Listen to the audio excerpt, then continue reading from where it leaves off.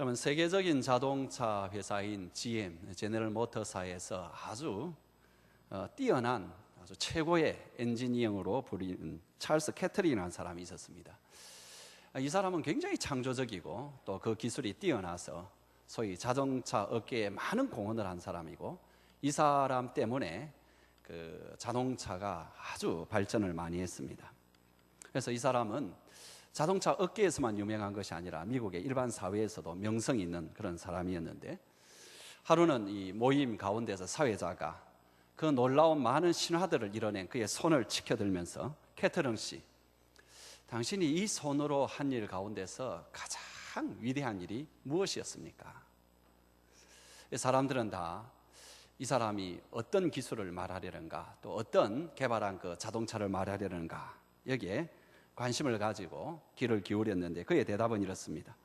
이 손으로 한 일 가운데서 가장 위대한 것은 이 두 손으로 하나님께 기도한 것입니다.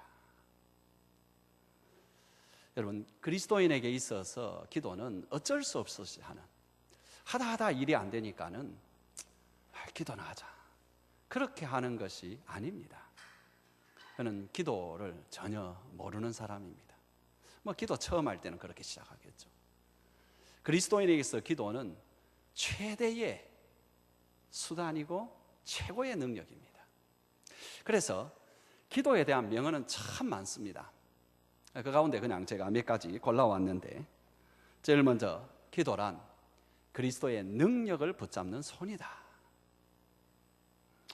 또 하나님의 자녀는 기도로 모든 것을 정복할 수가 있다. 그래서 사탄은 이 교인에게 이 무기를 빼앗아 버리거나 혹은 이 무기를 사용하지 않도록 그것을 하기 위해서 최선을 다하는 것이 이상한 일이 아니다. 앤드루 머레이가 한 말이죠. 자녀들에게 기도를 가르치는 부모, 그 부모들보다도 더 좋은 부모는 없다. 정말 아이들이 이렇게 크고 난 뒤에 가슴속에 참 저미는 말입니다. 성자를 만들어내는 것은 기도의 힘이다. 이엔 바운즈가 한 말인데, 그는 또 이런 말을 했습니다. 기도의 실패자는 인생의 실패자가 될 수밖에 없다. 또 그레임이라는 사람은 기도는 아침에 열쇠이고 저녁에 자물쇠이다. 그리고 옷을 만드는 일이 제단사의 일이고 구두를 고치는 것이 구두 수선공의 일이라면, 기도는 그리스도인의 일이다. 그저 부차적으로 딸려 있고 중간중간을 메꾸는 것이 아니라 이것이 본업이라고 그렇게까지 말합니다. 조지 물러는 이렇게 말합니다. 늙어갈수록 많이 기도해라. 그렇지 않으면 신령한 일에 냉랭해지고 거기에 떨어지게 된다. 조지 허버트는 심지어 이렇게 말했습니다. 기도는 피다. 기도는 영혼의 피다. 피가 없으면 사람 죽습니다. 기도 없는 그리스도인 죽는다는 것이죠. 그리고 교회의 발전의 역사는 기도의 역사이다. 우리가 특별히 다른 사람을 위하여 기도할 때 그 기도는 참 소중하고 능력이 있습니다. 그 기도를 가르쳐서 우리가 중보기도라고 말을 합니다. OMF 선교회의 그 선교 역사 가운데서 중보기도에 대한 전설적인 이야기가 하나 전해져 내려옵니다. 그리 오래됐던 건 아니고요, 최근에 있었던 일인데 굉장히 전설적으로 많이 이야기하는 것입니다. 과테말라에서 어떤 선교사가 이 선교에 관한 그 선교 돈을 이렇게 가지고 역을 내렸습니다. 역을 내리자마자 많은 이 떼강도들이 그를 에워쌌습니다. 너무나 당황하고 있는데 또 순식간에 이 떼강도들이 갑자기 확 흩어져서 다 도망을 가버리는 것입니다.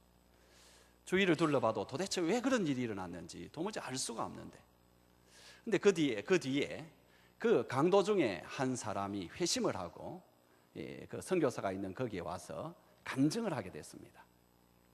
보니 그 사람이었고 그 중에 한 사람이었고, 그래서 물었습니다. 왜 그때 갑자기 당신들이 이렇게 왔다가 갑자기 그렇게 흩어졌느냐 이렇게 물으니까, 당신이 그렇게 있는데 어디서 나타났는지 모르지만은 당신 주위에 이 군사들이 그러니까 병사들, 군인들이 갑자기 쫙 둘러서더라는 거예요. 그래 순간적으로 다 나살라라 하고 그냥 다들 도망을 쳐버렸다는 것입니다. 참 이상하다. 그래서 이제 본국에 돌아와서 자기를 후원해주고 있는 교회에 가가지고 그 간증을 하니까는 거기에 듣던 사람들이 그때가 언제였느냐고 물어보니까 바로 그 시간이 그분들을 위해서 그 교회가 중보기도를 시작할 때였습니다. 몇 명이 중보기도를 했는가 물어보니까 그 숫자가 거기 뒤에 서 있던 군인의 숫자와 똑같다라는 것입니다. 이건 아주 유명한 이야기죠. 그러면 중보기도라는 것은 우리가 한 사람 한 사람 그리스도인이 얼마나 귀중한 존재인지, 그러니까 우리가 얼마나 귀중한 존재인지를 가장 잘 보여주는 것입니다. 우리 한 사람 한 사람은 정치가도 아닙니다. 그 다음에 유명 인사도 아니고 사회에 유력한 사람도 아닙니다. 그런데 사회와 나라와 민족과 세계를 붙잡고 기도할 수 있는 사람이 우리입니다. 왜 그렇습니까? 그것은 온 세상을 주관하시는 하나님의 자녀들이기 때문에 그렇습니다.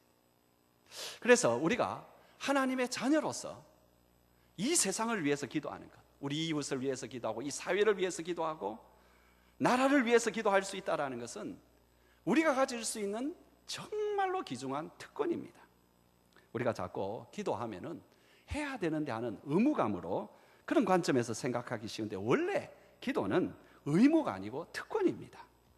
그러니까 이 특권을 너무 사용하지 아니하고 참 안타깝게 그렇게 살아가는 그 모습이 안타까워가지고 그래서 기도를 강조하다 보니까 이것이 우리에게 의무처럼 들어오지만은 사실은 그렇지 아니하고 이것은 우리에게 주어진 엄청난 특권입니다.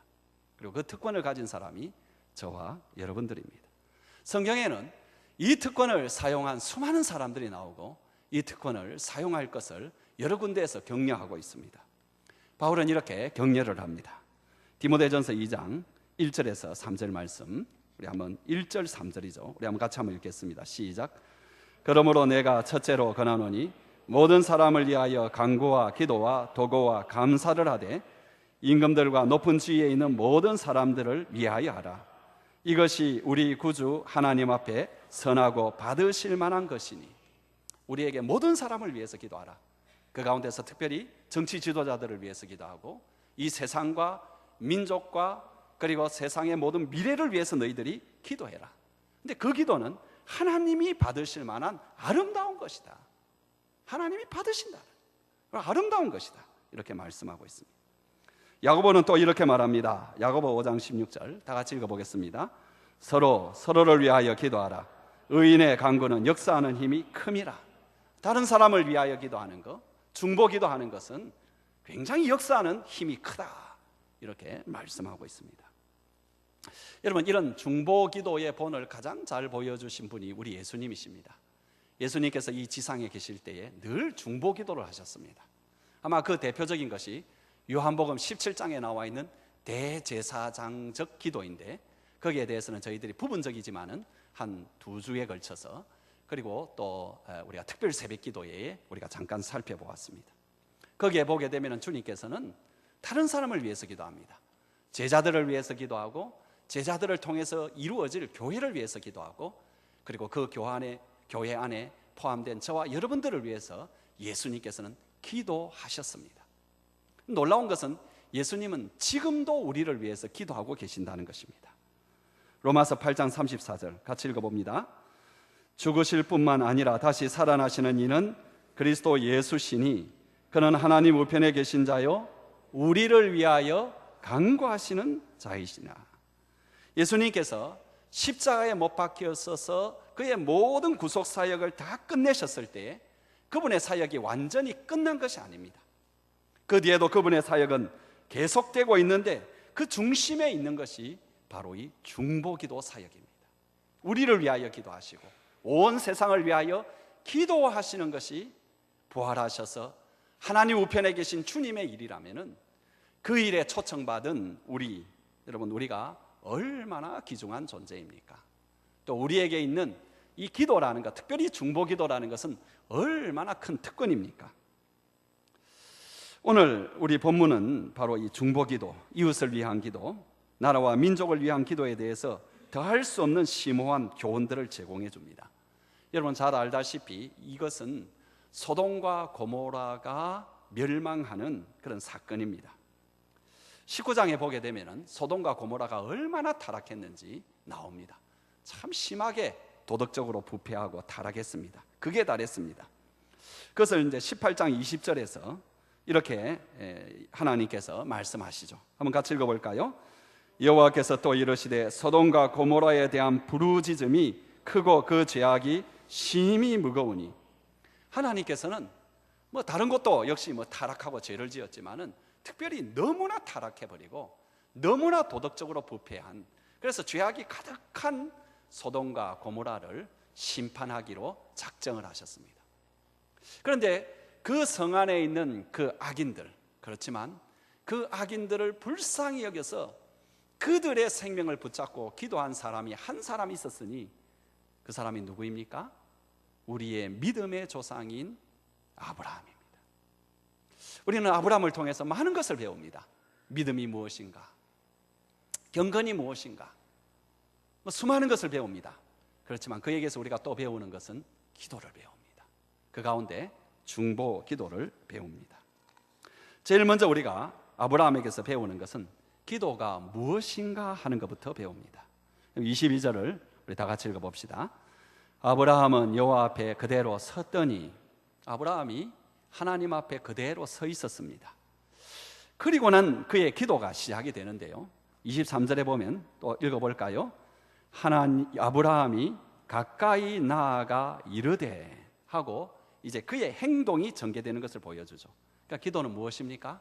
하나님 앞에 서는 것이고 하나님 앞에 서서 그에게 가까이 나아가는 것입니다. 기도는 무엇입니까? 하나님과 함께 있는 것입니다. 하나님과 함께 있는 것, 저는 이것이 기도의 가장 좋은 정의라고 생각이 됩니다.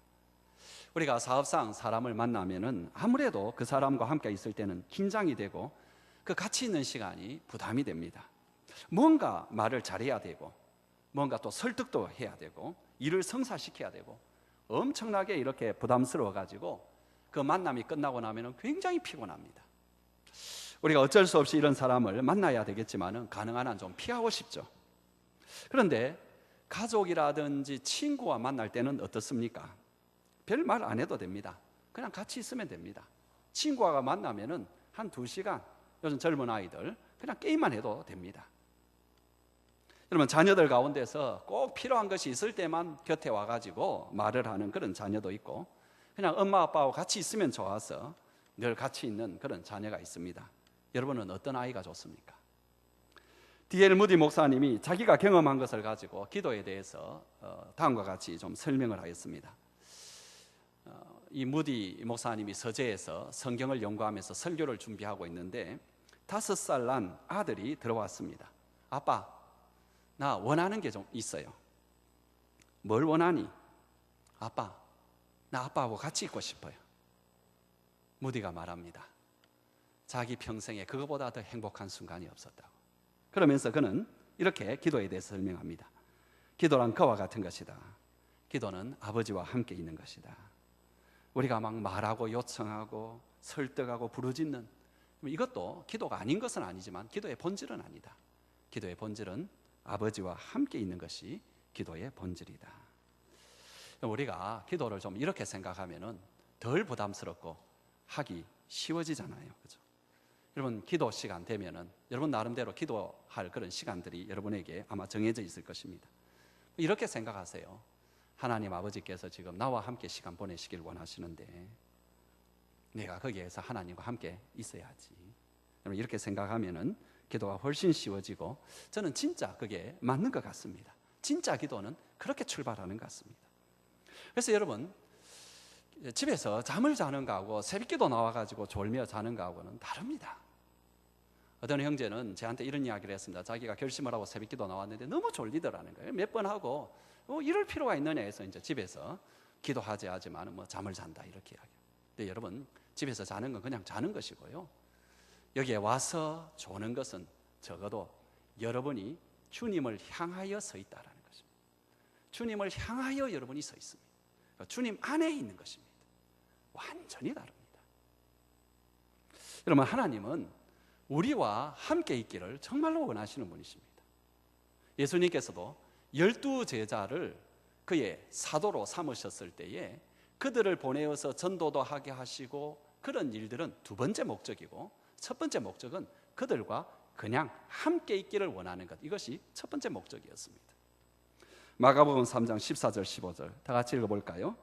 이에 12를 세우셨으니 이는 자기와 함께 있게 하시고 또 보내사 전도도 하며 귀신을 내쫓는 권능도 가지게 하려 하심이로라. 여러분께서는 하나님께서 나와 함께 그냥 있기를 원하신다는 이 행복한 사실을 알고 계십니까? 주님은 그냥 단지 나와 함께 있기를 그냥 원하십니다. 마르다와 마리아가 예수님을 초청했습니다. 어디 마르다가 열심히 일을 해서 예수님과 함께 온 사람들을 이제 먹이려고 그분들에게 식사 대접을 하고 애를 쓰는데, 마르다는 예수님 곁에만 가만히 가서 앉아 있는 것입니다. 불만이 쌓인 마르다가 직접 말하지 않고 예수님께 가서 불만을 토로했습니다. 주님, 마르다에게 이야기해가지고 저도 좀 일하게 좀 해주세요. 예수님이 이렇게 말씀했습니다. 마리아가 좋은 것을 선택했다. 여러분, 우리가 주님을 위해서 수고하고 헌신하고 애쓰고 하는 것이 소중하지 않다거나 무가치하다는 것이 아닙니다. 그러나 그보다 더 중요한 것은 주님과 함께 있는 것입니다. 주님과 함께 하지 못하면서 수고하고 애쓰는 것은 무의미합니다. 그것이 더 소중하고 우선적인 것입니다. 사랑하는 성도 여러분, 우리의 기도는 어디서부터 시작됩니까? 그저 하나님 앞에 서 있는 복된 걸음부터, 그리고 하나님 앞에 나아가는 행복한 걸음에서 시작을 합니다. 우리의 기도는 꼭 지켜야 되는 그런 의무가 아닙니다. 하나님이 그냥 부르실 때, 이리 와라 할 때에 그게 초청에 응하는 거죠. 여러분, 친구가 전화 걸면 좋지 않습니까? 야, 나 여기인데 와라. 어디? 거기. 거기 갈게. 부산 사람은 그렇게만 대답해도 다 되죠, 그죠? 이거 좋잖아요. 가면 그냥 이야기하고 앉아 있으면, 그죠? 가만히 있어도 그냥 좋습니다. 여러분, 하나님과 그냥 함께 있는 그 행복한 것, 여기서부터 기도는 출발합니다. 그리고 우리의 중보기도는 어디에서 출발을 합니까? 중보기도는 뭐 우리가 해줘야 되는 그런 책임이라든지 의무가 아니고요, 엄청난 특권에서 출발합니다. 우리는 명성도 없고 유명인도 아니고 유력자도 아니고 힘도 없는데, 그런 우리지만 하나님께서는 온 세상과 다른 사람과 교회와 선교지와 사회와 국가를 우리에게 그렇게 맡겨놓으신 그 특권, 그것을 사용하는 것부터 출발합니다. 하나님은 행복한 이 위대한 그 자리에 저와 여러분을 부르시고 계십니다. 저와 여러분들은 행복자입니다. 특권자입니다. 아멘. 두 번째로는 이 아브라함에게 기도는 어떤 자세로 기도해야 되는가 하는 것을 배우게 됩니다. 여러분, 27절 우리 다 같이 한번 읽어보겠습니다. 아브라함이 대답하여 이르되 나는 티끌이나 재와 같사오니 감히 주께 아뢰나이다. 그러면 참된 기도는 우선은 내가 누구인지에 대한 인식에서부터 출발을 합니다. 어떤 중학생이 철이 들면서, 어떤 중학생이 되면 이제 자의식이 생기고 막 고민들이 막 생기잖아요, 그죠? 그러면서 가장 자기가 고민스러운 게 뭐냐니까, 도대체 나는 누구인가? 사실 사는 거 보면 중학생들이 가장 철학적이 돼요, 그때는. 그래서 나는 누구인가? 이게 너무 고민이 되어가지고 담임 선생님을 찾아갔습니다. 그래서 선생님, 나는 누구입니까? 하니까 선생님이 머리를 한 대 탁 쥐박으면서, 야, 아직도 그것도 모르냐? 나는 제 1인칭, 너는 제 2인칭, 그는 제 3인칭, 이것도 모르냐? 여러분, 그런 나가 아니고요, 티끌과 재 같은 나. 그러니까 이것은 전능하시고 절대적인 존재 앞에, 거룩한 존재 앞에 자기 자신을 비추어 보고 순식간에 깨달은 나라는 존재에 대한 깨달음입니다. 이런 존재라는 것을 정말로 알면은 기도하지 않을 수가 없죠. 성경에 보게 되면은 이런 깨달음이 있는 사람이 기도하게 되고 그때부터 주님께 쓰임 받게 됩니다. 요업은 원래 경건한 사람입니다. 그러나 그도 여러 가지로 변화되어야 될 것이 있고, 그래서 그의 그 과정이 쭉 나옵니다. 굉장히 고민스럽고 어려운 그런 과정을 거쳐서 마지막으로 또다시 자기 자신에 대한 깨달음과 더불어서 참된 기도에 들어가는 장면이 욥기 42장이죠. 42장에 드디어 욥이 기도하는 입을 열어 처음 하는 말 뭔지 한번 같이 읽어봅시다. 시작. 그러므로 내가 스스로 거두어 드리고 티끌과 제 가운데서 회개하나이다. 이 앞에 있는 이야기가 뭐냐 하니까는 하나님이 누구신가에 관한 이야기입니다. 그러니까 하나님이 누구신가에 대한 것을 그가 듣고는 딱 깨달아지는 게 뭐냐 하니까 내가 티끌과 제 가운데 있는 존재였구나. 그의 기도가 시작이 되는 것입니다. 여러분, 이사야도 마찬가지입니다. 그가 하나님이 누구신가 하는 하나님의 영광에 접촉하는 순간에 자기가 부정하고 망할 존재라는 것을 깨닫고 그의 기도가 시작되고 그의 사역이 시작됩니다. 이사야 6장 5절 다 같이 읽어봅시다. 시작. 그때 내가 말하되, 같이 읽읍시다. 시작. 그때 내가 말하되 화로다 나여 망하게 되었도다. 나는 입술이 부정한 사람이요 나는 입술이 부정한 백성 중에 거주하면서 만군의 여호와이신 왕을 배웠음이로다 하였더라. 그 전에 스랍들이 하나님께 외치는 그 찬송 소리, 하나님의 영광이 온 세상에 가득한 것을 비로소 눈으로 보게 될 때 자기가 부정한 존재고 망할 존재라는 것을 깨달음으로 주님께 쓰임받기 시작하고 기도하기 시작합니다. 누가복음 5장에 보면은 게네사렛 호숫가에서 베드로가 예수님을 처음 만나는 그런 장면이 나옵니다. 밤새도록 수고를 하였지만 고기 한 마리 잡지 못하고, 그래서 아침에 참 힘들게 이제 그물을 씻고 있는데 그때 주님께서는 베드로에게 또다시 한번 배를 띄워서 깊은 데에 가서 이번에 그물을 던져보라고 권하고, 그래서 그렇게 했는데 엄청나게 고기가 잡혔습니다. 그때 여러분 베드로가 하는 말이 참 이상합니다. 우선 그 말 한번 같이 읽어볼까요? 시작.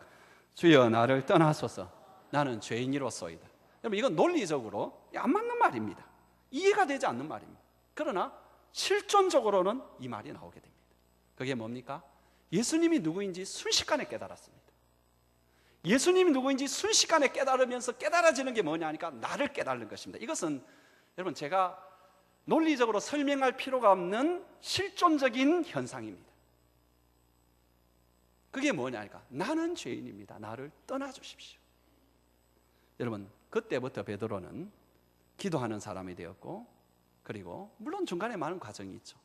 예수님을 따르는 사람이 되었습니다. 사람이 자기가 참 죄인이라는 것을 깨닫게 되었을 때 비로소 복음을 받아들이고 그리스도인이 되는 길을 걸어갑니다. 마찬가지로 사람이 하나님이 누구신가를 깨달은 가운데서 자기가 누구인가 이것을 정말로 깨닫게 되었을 때 그 사람이 기도의 사람이 되어갑니다. 그런데 이런 자각과 더불어서 또 한 가지 더 필요한 것이 있는데, 왜냐하니까 하나님 앞에서 필요한 이 겸비함이라는 것은 열등감과는 좀 다르기 때문에 그렇습니다. 열등감은 뭡니까? 아니, 나 같은 존재가 기도해서 하나님이 들어주시겠어? 나 같은 사람이 나라와 민족 기도해본들 그게 무슨 소용이 있어? 여러분 여기에는 사실상 열등한 자기 자신에게만 집중을 하지 하나님에 대하여 무지하고 무시해버립니다. 하나님은 함께 있고 싶어하고 기도할 특권을 주셨음에도 불구하고 그 하나님을 바라보지 않습니다. 그래서 열등감 속에서 살아가는 사람은 교만 속에서 살아가는 사람과 더불어서 기도하지 않습니다. 교만한 사람은 내가 모든 것을 할 수 있다고 생각하기 때문에 굳이 기도할 필요를 느끼지 못합니다. 내가 할 수 있는데 하면 되는데 근데 열등한 사람은 자기의 열등감 때문에 하나님도 아무것도 할 수 없는 분으로 만들어버리고 더 큰 죄죠 사실은. 그래서 기도하지 않는 사람입니다. 근데 그런 교만함이나 열등감이 아니라 우리에게 필요한 것은 겸비함이 필요하면서도 또 다른 한 가지를 가져야 되는데, 그걸 지금 아브라함이 보여주고 있죠. 여러분 27절을 다시 보시면은 나는 티끌이나 재와 같사오나 감히 주께 아뢰나이다. 아브라함은 티끌과 재와 같은 존재이지만은 감히 주님께 기도한다. 여러분 기도하는 우리에게, 특별히 중보 기도를 하는 우리에게 꼭 필요한 것이 있다면은 이 감히 기도하는 담대함입니다. 티끌과 재 같은 존재이지만은 감히 기도하는 담대함이 있어야 됩니다. 누가복음 11장 5절에서 우리 예수님께서는 기도에 대해서 설명을 해 주시기 위해 하나의 비유를 말씀을 합니다. 그 내용은 어떤 사람이 있었는데 친구가 밤중에 찾아왔습니다. 먹을 것이 없습니다. 그래서 옆집에 있는 친구에게 가가지고 먹을 것을 좀 달라고 하는 그런 장면이죠. 좀 달라고. 그러니까 그 친구가 지금 조용히 하라고, 우리 아이들이 지금 잠을 자고 있으니까 내일 오라고 조용히 좀 하라고. 여러분, 그렇게 기도해서 결국은 얻게 되는 그것을 주님은 말씀하는데, 그것에 대해서 이런 말씀이 있죠. 누가복음 11장 8절 우리 한번 같이 읽어봅시다. 시작. 내가 너희에게 말하노니 비록 벗됨으로 인하여서는 일어나서 주지 아니할지라도 그 간청함을 인하여 일어나 그 요구대로 주리라. 여기 이제 간청함이라는 게 옛날에 강청함이라 이렇게 번역했어요. 이게 뭐냐니까 감히 계속해서 하는 그 기억을 말합니다. 누가복음 18장에서는 또 예수님께서 기도를 가르치시는데 이번에는 이런 비유를 하십니다. 한 과부가 있었는데 사정이 있었습니다. 그래서 재판관에게 가가지고 부탁을 하는데 이 재판관은 아주 못된 재판관이었습니다. 그럼에도 불구하고 이 과부가 막 끊임없이 계속해서 찾아가니까는 결국은 손을 드는 장면이죠. 근데 거기에 이런 말씀이 있죠. 누가복음 18장 5절 다 같이 읽어볼까요? 시작. 이 과부가 나를 번거롭게 하니 내가 그 원한을 풀어주리라. 그렇지 아니하면 늘 와서 나를 괴롭게 하리라 하였느니라. 뭡니까? 이 재판관에 대해서 감히 계속 가는 거죠. 계속 가는 거죠. 여러분, 결국은 여러분 참된 기도의 자세에는 이 두 가지가 균형이 있어야 됩니다. 이 두 가지가 같이 있어야 됩니다. 하나는 뭐냐니까 내가 티끌과 참 재 같은 존재다, 하나님 앞에. 그래서 나는 기도하지 않을 수가 없다라는 이것과 더불어서 내가 그런 존재이지만은 하나님의 약속을 믿고 하나님의 자비와 공의와 하나님의 살아계심을 믿고 내가 그에게 담대히 가겠다라는 이 두 가지가 같이 있어요. 여러분, 이것을 가장 잘 보여주는 말씀이 히브리서 4장 16절입니다. 우리 한번 같이 읽겠습니다. 시작. 그러므로 우리는 긍휼하심을 받고 때를 따라 돕는 은혜를 얻기 위하여 은혜의 보좌 앞에 담대히 나아갈 것이니라. 우리에게 긍휼이 필요합니다. 우리가 나아가고 올 것은 은혜의 보좌입니다. 은혜를 받아야 되고 은혜를 베풀어 주실 그런 자리입니다. 그래서 그 긍휼을 바라고 그 은혜를 바라는 내가 티끌과 같은 존재라는 그런 의식도 있지만은 또 한편으로는 담대히 주님께 나아가는 이거. 여러분, 이것이 참된 기도의 모습입니다. 우리에게 이 두 가지가 있습니까? 내가 티끌과 같은 존재이기 때문에 주님 앞에 가야 돼. 그러나 담대히 주님 앞에 가야 되겠다. 여러분 가운데 아마 요건 좀 있죠. 그래서 티끌 같은 존재라는 거 많이 있죠. 근데 담대히 나아가는 여기에서 좀 자신이 없을 수 있을지 모르겠어요. 대체로 두 가지나 가지고 있어요.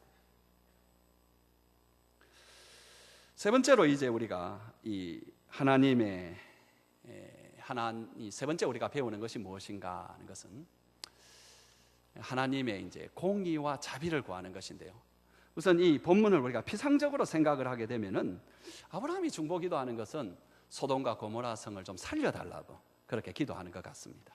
근데 조금만 우리가 아브라함이 기도하고 지금 하나님과 대화하는 그것을 좀 집중을 해본다면은 아브라함은 하나님의 공의와 자비가 실현되고 나타나기를 위해서 기도하고 있다는 것입니다. 여러분 25절 우리 한번 같이 읽겠습니다. 시작. 주께서 이같이 의인을 악인과 같이 죽이심이 부당하오며 의인과 악인을 같이 하심도 부당하나이다. 세상을 심판하시는 이가 정의를 행하실 것이 아닙니까? 세상을 심판하고 세상을 다스리고 세상을 주관하시는 하나님이시라면 하나님의 그 정의, 하나님의 공의가 나타나야 되지 않습니까? 이걸 기도하고 있습니다. 우리가 살고 있는 이 우주는 맹목적이고 기계적이고 우연적 진화에 의해서 이끌려가는 그런 세계가 아닙니다. 하나님께서 지으시고 하나님께서 주관하시고 하나님께서 다스리고 있는 도덕적인 우주입니다. 그러므로 이 세계에는 하나님의 거룩, 하나님의 공의, 하나님의 존재에서 나오는 도덕적인 질서가 있어야 되고, 비록 인간들 때문에 그것이 파괴되고 왜곡되긴 했지만 그것이 사회와 역사 가운데서 완벽하고 완전하게 나타나지 못하지만은 반영이 되는 것을 하나님께서 요구하십니다. 원하십니다. 아브라함은 그것을 알았습니다. 그래서 그 하나님의 거룩과 공의가 시행되기를 지금 기도하고 있는 것입니다. 하나님이 그렇게 하는 것이 옳지 않습니까? 그렇게 하지 않는다면 그것은 정의를 행하지 않는 것이 아닙니까? 그런데 아브라함의 기도는 하나님의 공의와 더불어서 하나님의 자비와 사랑이 나타나기도 기도하고 있습니다.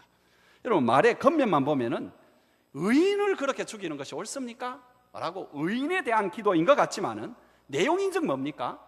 그것 때문에 소돔과 고모라의 모든 사람들, 그 악인들도 살려달라는 기도가 아닙니까? 그래서 뭐라고 말합니까? 50명이 있으면 그 성을 멸하실 것입니까? 이렇게 나가는 거죠. 여러분, 바로 만일 의인들만 위한 기도하라면 이렇게 기도하면 되죠. 하나님, 의인들은 살려주셔야 됩니다. 그렇게 기도하면 됩니다. 그런데 지금 굉장히 힘겨운 흥정을 하고 있는 것, 하나님과 흥정을 하고 있는 것이 그들을 위한 자비를 구하는 것입니다. 45명이면요, 40명이면요, 노하지 말고 들어주십시오. 30명이면요, 감히 말합니다. 20명이면요, 한 번만 내가 주님 말씀드리겠습니다. 10명이면요. 우리가 다른 사람 위해서, 교회 위해서, 사회 위해서, 그리고 국가와 민족을 위해서, 온 세상을 위해서 기도할 때에 그 기도의 초점이 제대로 돼야 됩니다. 굉장히 비슷해요. 그게 아니냐? 영적 분별력이 없는 사람은 그게 그거 같습니다. 그런데 여러분, 초점이 어디 가야 되느냐 하니까 우리 인간들의 필요를 넘어서서 하나님의 관심, 하나님의 공의와 사랑에 가야 됩니다. 여러분, 지금 우리 사회를 보고 우리 민족을 보고 또 북한을 보고 여러 가지 보게 되면은 참 기도가 절박한 그런 상황입니다. 그럼 제가 묻습니다. 그럼 뭐가 절박하다는 겁니까? 문제가 절박하고 상황이 절박하다는 겁니까? 아니면은 하나님의 공의와 사랑이 시행되지 못하고 있는 바로 그것이 절박하다는 것입니까? 무엇을 보십니까? 그게 아니냐? 그게 아닙니다. 다릅니다. 우리가 이렇게 기도할 수 있습니다. 하나님, 우리 경제가 굉장히 힘듭니다. 경제가 나아지게 해주시고, 이 사회가 굉장히 어렵게 되었습니다. 사회가 좋아지게 해주시고, 이 국가가 잘 되게 해주시고, 저 북한이 무너져서 통일이 되게 해주십시오. 그렇게 기도해서 좀 표현이 과합니다만 안 됩니다. 좀 심하게 제가 말하겠습니다. 어떻게 기도해야 되느냐? 주여, 당신의 공의와 당신의 사랑이 이 땅에서 무너졌습니다. 하나님, 당신의 자비와 공의가 이 땅에서 시행되게 하여 주시옵소서. 저 북한에 하나님이 원래 이 땅에 사람들에게 준 인격들이 무시가 되고 있고, 하나님이 원래 인간에게 주신 모든 것들이 지금 말소되고 있습니다. 하나님, 그것을 다시 세워주십시오. 하나님의 공의를 세워주십시오. 그러면서도 하나님이여, 우리를 향한 당신의 자비를 잊지 말아 주십시오. 당신의 사랑을 주님 주십시오. 비슷한 것 같죠? 다릅니다.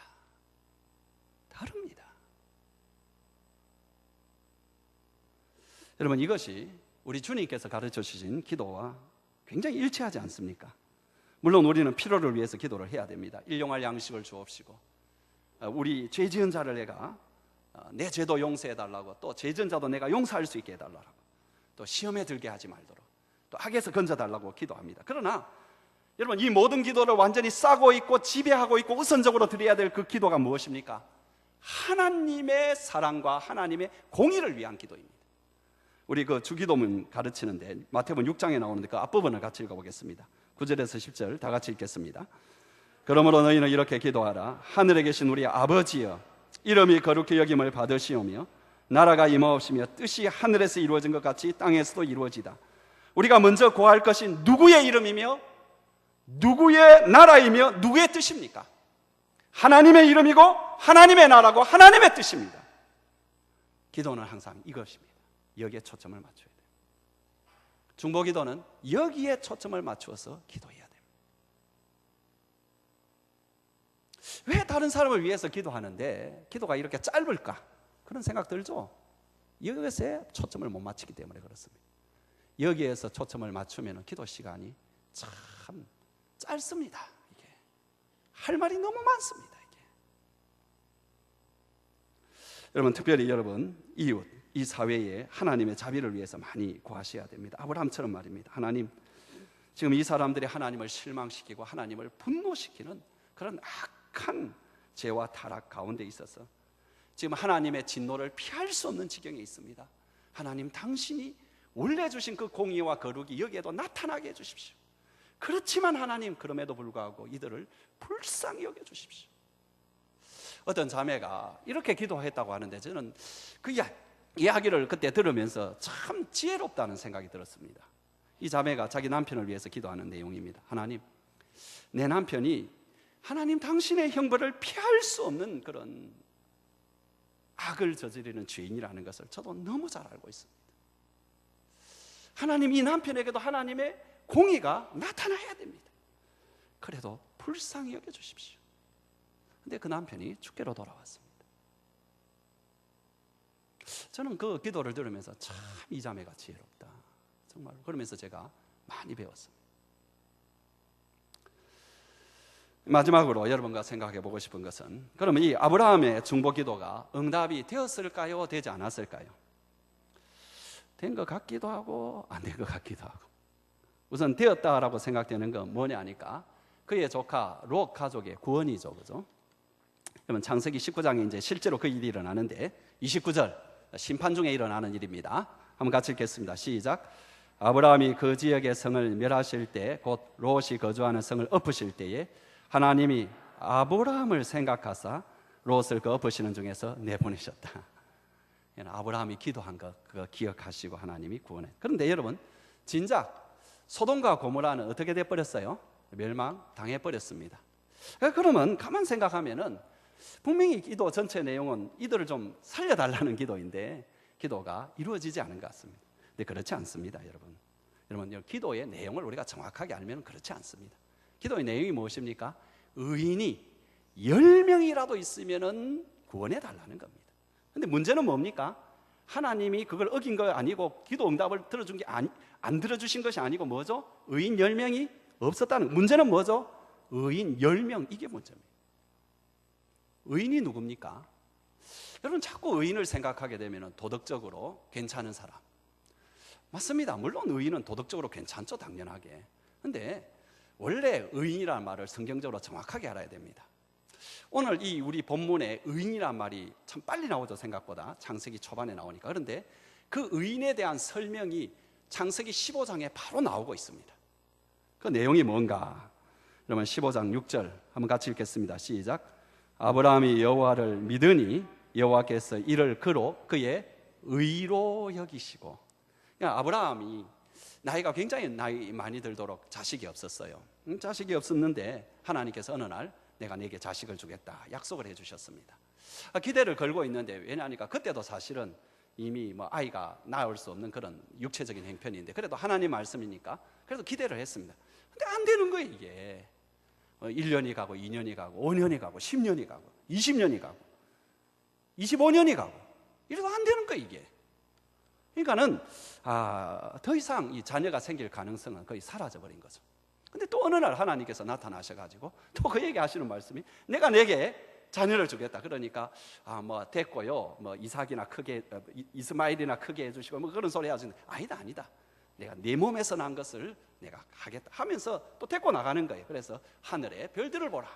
하늘의 별들이 그냥 구름처럼 있죠. 은하수 보면 구름 같잖아요, 그죠? 네가 셀 수 있느냐 하니까 못 셉니다. 네 자손들이 내 몸에서 날, 사라의 몸에서 날 자손이 이와 같을 것이다. 근데 그때 어떻게 된 건지 모르지만은 이 아브라함이 그것을 믿었습니다. 하나님이 그 믿음을 보고 그의 의로 여겨졌다, 이렇게 말씀하는 거예요. 여러분, 그러니까 의인은 뭐냐 하니까 절대적으로 하나님을 신뢰하는 사람입니다. 좀 더 전진해서 생각하면은 절대적으로 하나님을 신뢰해서 순종하는 사람, 그것대로 사는 사람을 말하죠. 누구를 가리키느냐 하니까 아브라함 같은 사람입니다. 그런데 소돔에는 이런 아브라함 같은 사람이 10명이 없었습니다. 그렇다면 오늘 우리에게 있어서 의인은 누구인가? 똑같죠. 하나님을 절대적으로 신뢰하고 그 말씀을 정말로 믿는 사람. 그럼 그 사람 누굽니까? 저는 기도하는 사람이라고 생각합니다. 기도하는 사람은 진짜 하나님 믿는 사람입니다. 기도 안 하는 사람은요, 자기가 무슨 말을 하든지 간에 이 사람은 하나님을 안 믿는 사람입니다. 그래서 성경에는 의인과 기도를 굉장히 밀접하게 연관시킵니다. 두 가지 이유죠. 하나는 의인이기 때문에 기도를 들어준다는 의미가 있습니다. 그런데 그거보다는 의인은 기도한다는데 더 강조점이 있는 게 참 많습니다. 의인인 기도하는 사람은 의인이다. 우리 대표적인 두 가지 말씀인데 시편 34편 15절 17절 다 같이 읽겠습니다. 시작. 여호와의 눈은 의인을 행하시고 그의 귀는 그들의 부르짖음에 기울이시도다. 의인이 부르짖음에 여호와께서 들으시고 그들의 모든 환난에서 건지신다. 우리 신약 하나 보겠습니다. 야고보서 5장 6절 시작. 그러므로 너희 죄를 서로 고백하며 병이 낫기를 위하여 서로 기도하라. 의인의 간구는 역사하는 힘이 많다. 그러면 야고보서의 이 본문 문맥에서도 의인은 갑자기 나오는 도덕적인 성자가 아닙니다. 전체 기도하는 사람을 가리켜서 의인이라고 말하고 있습니다. 정말로 오늘 우리에게 우리 가정과 우리 사회와 우리 모든 것을 살릴 사람, 의인, 필요한 의인이 있는데 그 의인은 기도하는 의인이 필요합니다. 기도하는 사람이 필요합니다. 사랑하는 성도 여러분, 그런 사람이 한 사람만 있다면은 여러분 그 공동체가 삽니다. 그 사회가 살고 그 나라가 삽니다. 에레미야 5장 1절에 보면 정말 놀라운 말씀이 하나 나옵니다. 한번 같이 읽겠습니다. 시작. 너희는 예루살렘 거리로 빨리 다니며 그 넓은 거리에서 찾아보고 알라. 너희가 만일 정의를 행하며 진리를 구하는 자를 한 사람이라도 찾으면 내가 이 성을 용서할 것이다. 우리 하나님께서 한 사람이라도 찾으면은 그 성을 용서하시는 분까지 아브라함이 알았다면 아브라함의 그 서로 이 뭡니까? 서로 이 신랑이는 한 명까지 내려갔을 겁니다. 하나님 한 명만 있으면 어떡합니까? 좀 아쉽죠? 한 사람을 인해서 용서하겠다. 의인 10명이 아니고 한 명이 필요하다. 기도하는 사람 한 사람이 필요하다. 야곱이라는 사람도 한 사람 때문에 라반 집안이 다 복을 받았고요. 요셉이라는 한 사람 때문에 보디발의 집이 복을 받고 나아가서는 애국과 그 당시에 성경 주위에 있었던 모든 나라가 구원을 받았습니다. 바울이라는 한 사람 때문에 로마로 가다가 큰 풍랑을 만나 죽게 된 276명의 승객이 다 구원을 받았습니다. 한 사람의 기도하는 사람으로. 여러분, 우리 가정, 우리 교회, 우리 사회, 우리 민족이 구원받고 복을 받도록 한 것이 하나님의 방법입니다. 하나님의 원리입니다. 하나님은 그 한 믿음의 사람, 의인을 찾고 계십니다. 내가 되면 안 될까요? 여러분, 우리가 이제 개인적으로도 참 기도할 게 많아요, 진짜. 여러분들의 한 사람 한 사람 이야기를 들어보면은 저분이 지금 기도하지 아니하고 어떻게 지금 저 강을 건너가려고 도대체 저렇게 하는 걸까? 여러분, 이런 상황에 전부 다 우리가 여기 앉아 있습니다. 개인적으로도 그렇습니다. 가족적으로 그렇습니다. 자식 문제, 남편 문제. 근데 여러분, 사회 문제도 마찬가지예요. 이게 소돔과 고모라에게 일어났던 그 죄악들은 끔찍했죠. 그 당시에 다른 여러분 이 성경에 이제 쭉 읽어보면은 갑자기 와, 뭐 이렇게까지 타락하냐? 어떤 타락을 합니까? 강간하고, 그죠? 그 내용이 그렇잖아요, 그죠? 윤간하고, 그죠? 그 다음에 동성간하고, 무슨 말인지 알죠, 그죠? 엉망입니다. 폭력하고. 이야, 어떻게 이런 일이 일어날까? 읽으면서도 깜짝 놀랍니다. 성경에 무슨. 근데 여러분, 그 사건을 오늘 날짜에 신문에 실어 보십시오. 여러분 별로 놀라지 않습니다. 왜? 그와 같은 일보다도 더 끔찍한 일들이 일어나고 있는 상황. 무엇입니까? 저와 여러분이 살아가는 이 세상이 죄악이 꽉 찼다는 것입니다. 폭발하기 직전이라는 거죠. 그걸 써놔도 별로 느낌이 없는,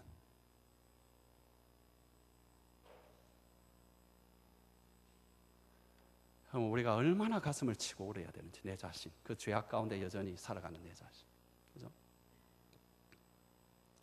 이 사회에 대해서 주님께서 이 사회를 심판하실 때 우리의 죄 때문에 심판하십니다. 근데 책임은 우리에게 물을 겁니다. 너는 왜 기도하지 않았니? 너는 믿음의 사람이라고 하면서 믿음의 조상 아브라함처럼 왜 기도하지 않았니?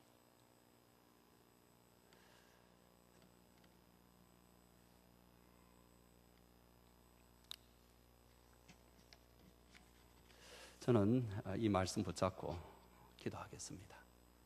마음의 결심을 해봅니다. 여러분, 알아서 하십시오.